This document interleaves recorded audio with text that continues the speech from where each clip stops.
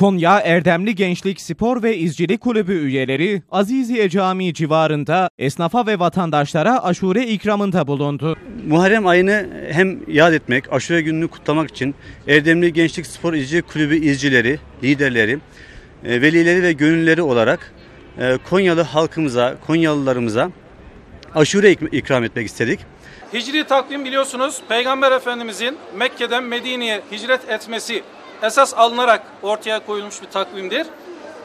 Ayın hareketlerine göre bu takvim gerçekleştirilmiştir. Temel ibadetlerimiz, haccın ifası, Ramazan orucu ve buna benzer önemli gün ve gecelerimiz, kıymetli gün ve gecelerimiz bu takvime göre ayarlanmaktadır. Aşure dağıtımına Meram Belediye Başkanı Fatma Toru ve AK Parti Konya Milletvekili Hüsniye Erdoğan da eşlik etti.